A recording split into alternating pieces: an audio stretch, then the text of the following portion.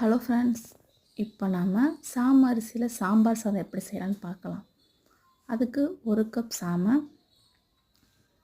1/4 cup துவரம்பருப்பு எடுத்து நல்லா வாஷ் பண்ணிக்கணும். அப்புறம் சின்ன வெங்காயம், பூண்டு, தக்காளி 3 போட்டுக்கணும்.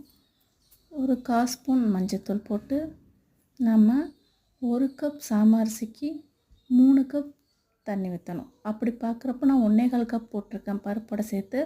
ஸோ 5 கப் தண்ணி ஊற்றிக்கிறேன். தண்ணி ஊற்றி உப்பு, கொஞ்சம் பெருங்காயத்தூள் 2யும் போட்டு நம்ம குக்கர் விசிலாக மூடிடணும். மூடி வச்சுட்டு நம்ம லைட் ஃப்ளேமில் 4 விசில் விடணும். 4 விசில் வர்ற வரைக்கும் வெயிட் பண்ணி அதுக்கப்புறம் நம்ம குக்கரை ஆஃப் பண்ணிடணும். நெக்ஸ்ட்டு நம்ம என்ன பண்ணலாம், நம்மக்கிட்ட என்னென்ன காய்கறி இருக்கோ அதை எடுத்துக்கலாம். நான் பீன்ஸு, உருளைக்கிழங்கு, பெரிய வெங்காயம் இதை எடுத்துக்கிட்டேன். அதை எடுத்து எல்லாத்தையும் பொடி பொடியாக கட் பண்ணிக்கிட்டு ஒரு பேனில் நெய் விட்டுக்கிறேன். நெய் விட்டு கொஞ்சமாக கடுகு, கருவேப்பிலை, பட்டை மிளகாய் இதை போட்டு நல்லா ஃப்ரை பண்ணிவிட்டு அதுக்கப்புறம் நறுக்கி வச்சுருக்கிற காய்கறி, நம்ம நறுக்கி வச்சுருக்க உருளைக்கிழங்கு, பீன்ஸ், பச்சை பட்டாணி இது எல்லாத்தையும் போட்டு காய்கறி நல்லா வதக்கிக்கணும்.